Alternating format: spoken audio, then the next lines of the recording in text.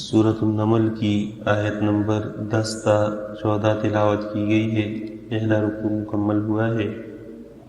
گزشتہ درس میں موسیٰ علیہ السلام کا واقعہ شروع ہوا تھا۔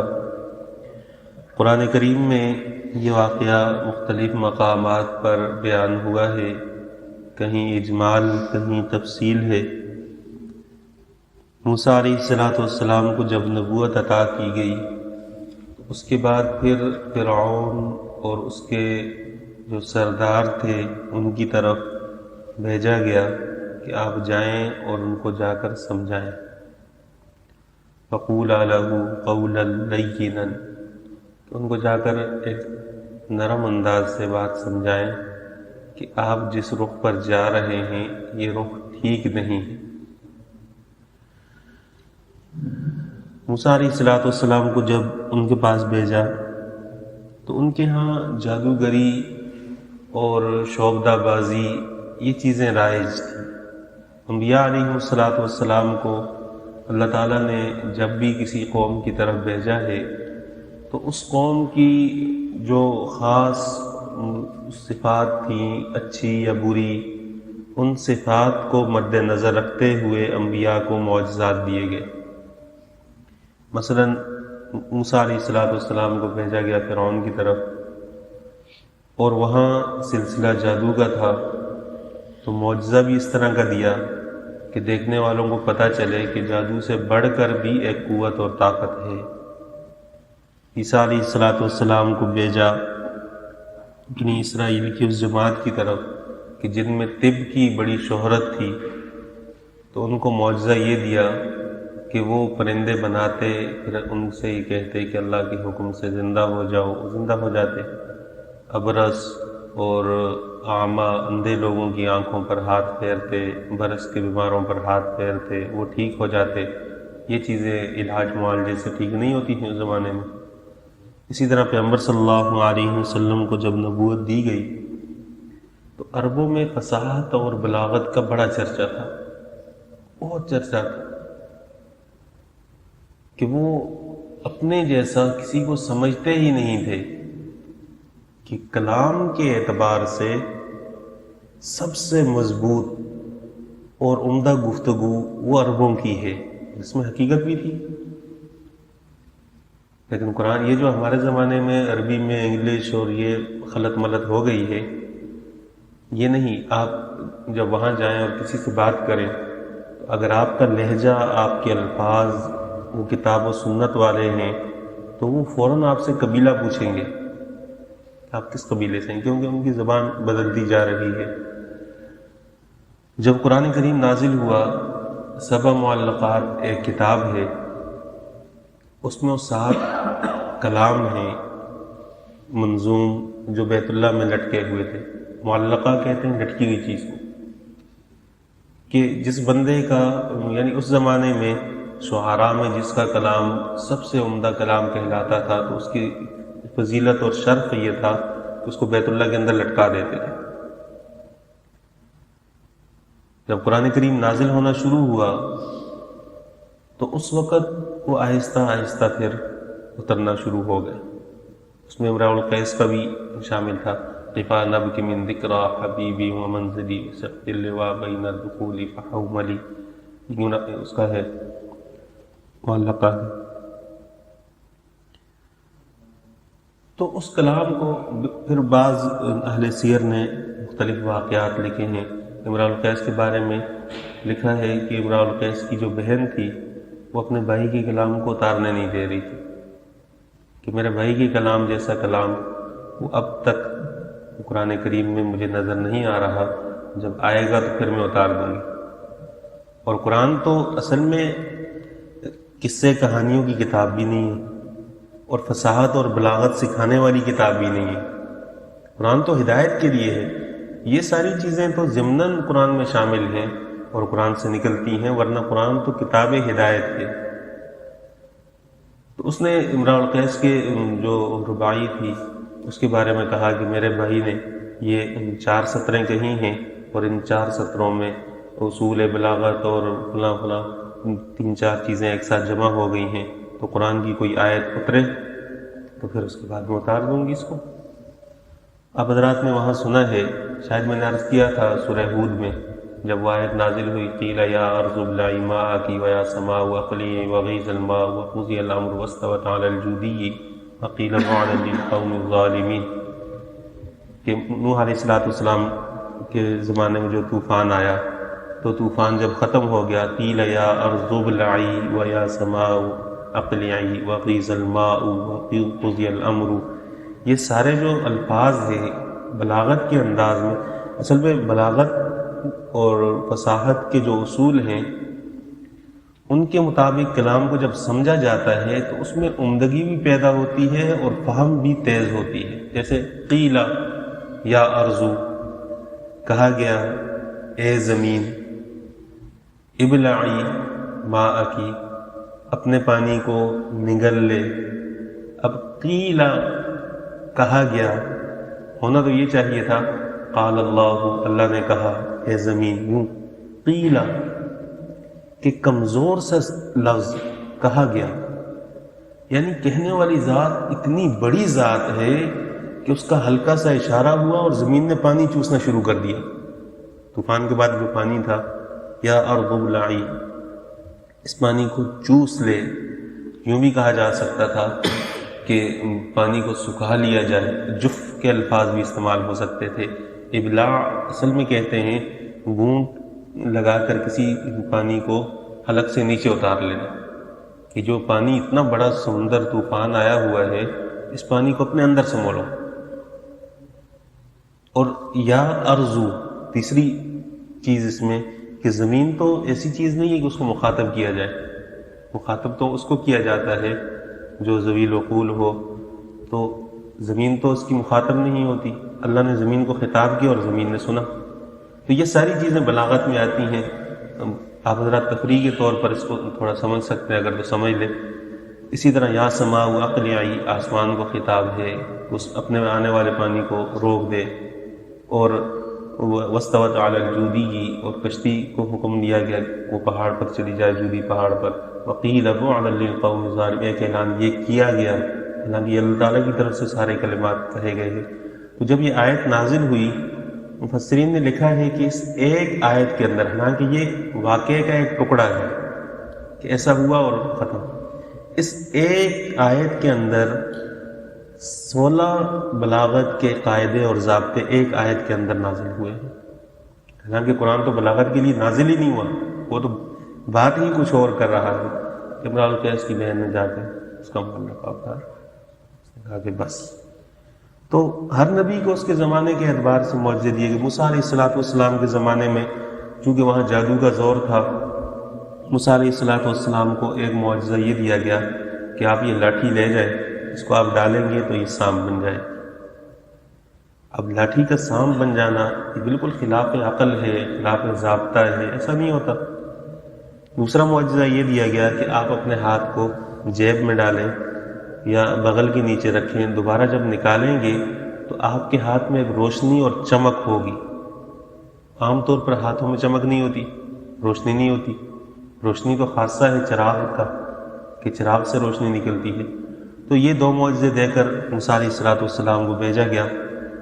آپ حضرات الفاظ کا ترجمہ دیکھ لیں۔ پھر مجرمین کی تباہی کے 2 اسباب ہیں جو آخر میں آ رہے ہیں۔ وَأَلْقِ عَصَاكَ، آپ اپنی لاٹھی ڈال دیں۔ موسیٰ علیہ السلام سے فرمایا فَلَمَّا رَآهَا، جب دیکھا موسیٰ علیہ السلام نے اس لاٹھی کو، تہتز، وہ حرکت کر رہی ہے، کأنہا جان، گویا کہ وہ ایک پتلا سانپ ہے۔ ایک جان کا لفظ استعمال ہوتا ہے، اسی طرح حیہ کا لفظ استعمال ہوتا ہے۔ سانپ کے مختلف نام عربی میں آتے ہیں، تو وہ تیز تراز سانپ کہ جو متحرک ہو، اس کے لیے جان کا لفظ بھی استعمال ہوتا ہے۔ یہی لفظ اژدہا کے معنی میں بھی استعمال ہو جاتا ہے۔ تو دیکھا کہ وہ سانپ کی طرح حرکت کر رہی ہے۔ وَلَّا مُدْبِرًا، موسیٰ علیہ السلام پیٹھ موڑ کر واپس آئے۔ وَلَمْ يُعَقِّبْ، اور پلٹ کر نہیں گئے۔ یہ تو سانپ بن گیا ہے۔ ایک طبعی خوف تھا جو انسان کے دل میں ہوتا ہے انسان ہونے کے ناطے۔ یا موسیٰ، اللہ نے فرمایا موسیٰ لا تخف، ڈرو مت، انی لا یخاف لدی المرسلون، بے شک نہیں ڈرتے ہماری طرف سے بنائے ہوئے رسول۔ کہ جن کو ہم نبوت سے نواز دیتے ہیں تو یہ تو ان کے لیے معجزہ ہے، آپ اس سے نہ ڈریں، یہ معجزہ آگے چل کر آپ ان کے مقابلے میں استعمال کریں گے۔ الا من ظلم، البتہ وہ لوگ کہ جنہوں نے ظلم کیا، یعنی ان سے گناہ ہو گیا، ثم بدل حسنا بعد سوء، پھر گناہ کے بعد گناہ سے اپنی نیکی کو تبدیل کیا، یعنی گناہ کے بعد نیکی کی، توبہ بھی کی۔ ایک تو گناہ ہے، گناہ سے توبہ کرنا، پھر گناہ کے بعد نیکی کرنا۔ حدیث میں ہے وَأَتْبِعِ السَّيِّئَةَ الْحَسَنَةَ تَمْحُوهَا، کہ جب غلطی ہو جائے تو غلطی کے بعد نیکی بھی کیا کرو۔ توبہ جب کرے تو ہمارے ہاں تو توبہ توبہ استغفر اللہ، توبہ توبہ، یہ توبہ پوری ہوگی۔ توبہ ندامت ہے، انسان ہے، گناہ تو قرآن کریم میں کہیں بھی آپ کو نظر نہیں آئے گا کہ مسلمان سے گناہ نہیں ہوتا، آپ کو اس طرح کے الفاظ نہیں ملیں گے۔ والذین اذا فعلوا فاحشۃ او ظلموا انفسهم، کہ ہو جاتا ہے، انسان ہے، ہو جاتا ہے، لیکن اس کے بعد کے جو احکامات ہیں ان کا خیال رکھنا ضروری ہے۔ جان بوجھ کر اہتمام سے گناہ نہ کرے، یہ مسلمان کی شان نہیں ہے۔ ہو جائے توبہ میں دیر نہ کرے، فوراً توبہ کرے، اور اس کے بعد گناہ پر اصرار نہ کرے۔ توبہ کر لے، اصرار نہ کرے، اور حدیث میں ہے کہ اس کے بعد نیکی بھی کر لے۔ مثلا ایک گناہ سے توبہ کی ہے، اس کے بعد 2 نفل بھی پڑھ لے، اس کے بعد کسی کو کھانا کھلا دے، اس کے بعد اللہ تعالیٰ کے سامنے قرآن کریم کی کچھ تلاوت کر کے اپنا نام نیکیوں میں شامل کروا دے۔ فرمایا کہ اس کے بعد نیکی کرے، فإنی غفور الرحیم، میں بخشنے والا مہربان ہوں۔ موسیٰ علیہ السلام سے پہلے ایک قتل بھی ہو گیا تھا جس کا ذکر سورہ شعراء میں آپ حضرات سن چکے ہیں، تو اس کی طرف بھی اشارہ ہے۔ وَأَدْخِلْ يَدَكَ فِي جَيْبِكَ، اور آپ داخل کریں اپنے ہاتھ کو اپنی جیب میں، تخرج بیضاء، وہ نکلے گا سفید، من غیر سوء، بغیر کسی برائی یعنی بیماری کے۔ کہ ہاتھ کا سفید ہونا بعض دفعہ برس کی وجہ سے بھی ہوتا ہے، کہ یہ سفیدی یہ عیب کے طور پر نہیں ہوگی، بلکہ یہ اللہ کی طرف سے ایک اعجاز ہوگا آپ کے لیے۔ فی 9 آیات الی فرعون وقومہ، ان 9 نشانیوں میں جو فرعون اور اس کی قوم کی طرف آپ کو دے کر بھیجا گیا ہے۔ وہ 9 نشانیاں وہاں سورہ اعراف میں گزری، فارسلنا علیہم طوفان والجراد والقمل والضفادع والدم آیات مفصلات، کہ اللہ تعالیٰ نے اس قوم پر طوفان بھیجا، علیہم طوفان والجراد والقمل، پھر ٹڈیوں کا عذاب آیا، پھر اس کے بعد ان پر جوئیں چھوڑی گئیں کہ ان میں جوؤں کی کثرت ہوئی اور وہ جسم میں پھیلنے لگیں اور بالوں سے گرنے لگیں، والضفادع، اور مینڈک ان کے اندر پھیلا دیے گئے، ان کے برتنوں میں، ان کے گھروں میں، والدم، اور اسی طرح ان کو چیزوں میں خون نظر آنے لگا، کہ پینے کی چیزیں جب اٹھانے لگے تو اس میں ان کو خون نظر آنے لگا۔ اللہ تعالیٰ کی طرف سے یہ کھلی نشانیاں تھیں۔ فرمایا کہ 2 نشانیاں مزید دیتے ہیں، ایک لاٹھی اور ایک ید بیضاء۔ انہم کانوا قوما فاسقین، بے شک وہ لوگ فاسق قوم کے تھے، فرعون اور اس کی قوم۔ ان کے جرم کیا تھے؟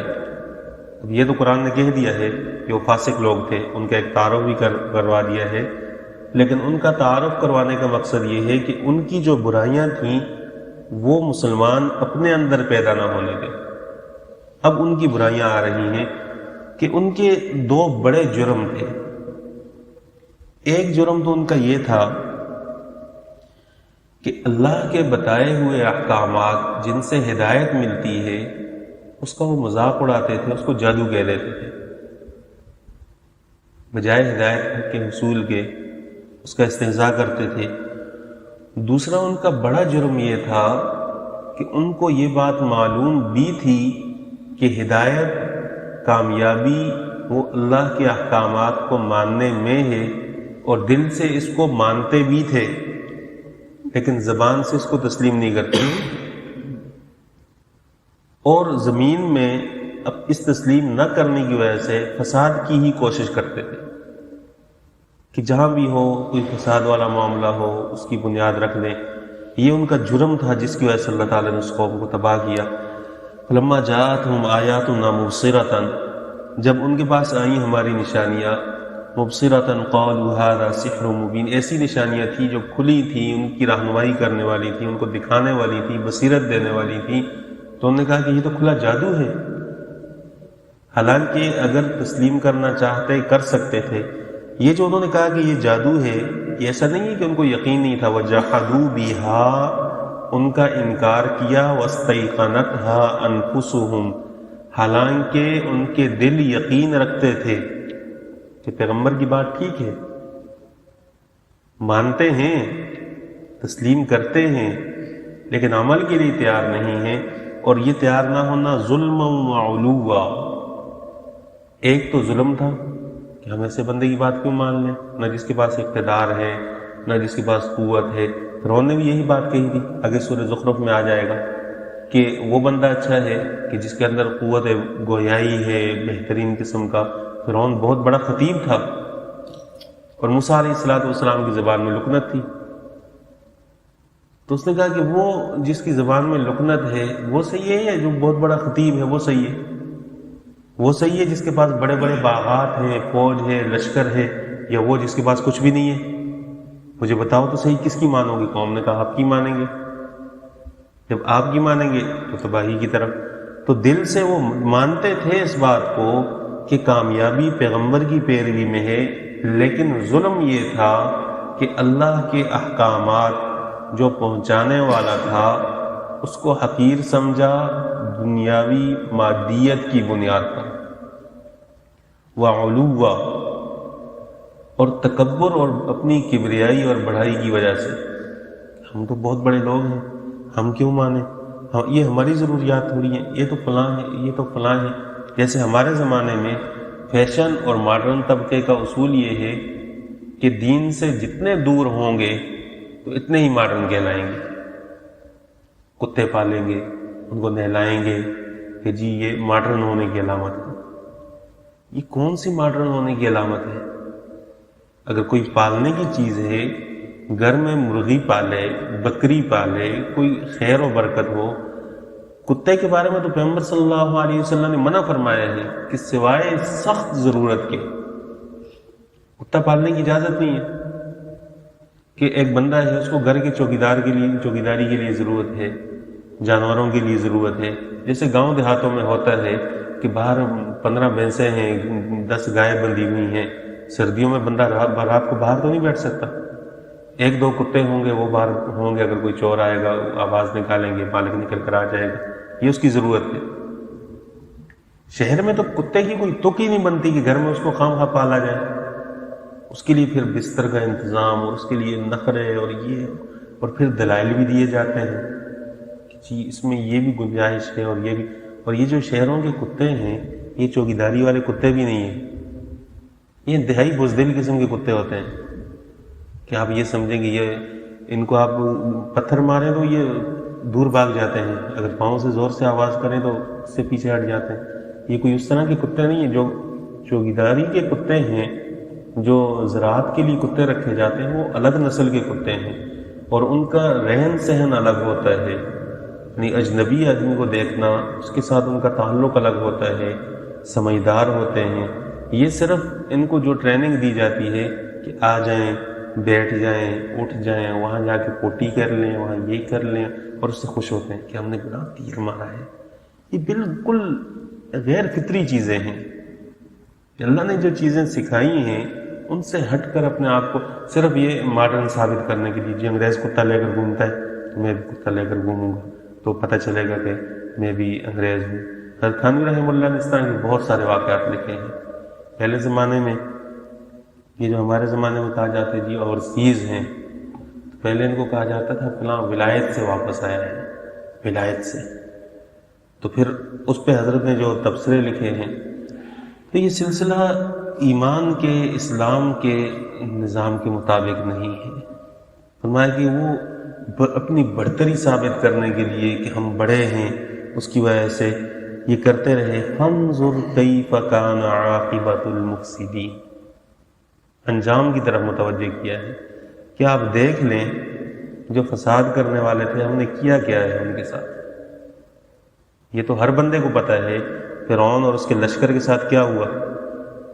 بڑی طاقت تھی، بڑا دعویٰ تھا، لیکن قرآن کی یہ آیت بتاتی ہے کہ اللہ تعالیٰ کی طاقت کے سامنے پوری کائنات کی طاقتیں بے بس ہیں۔ اللہ تعالیٰ سے دعا ہے قرآن تعلیمات پر عمل کرنے کی توفیق عطا فرمائے۔ الحمدللہ رب العالمین، والصلاۃ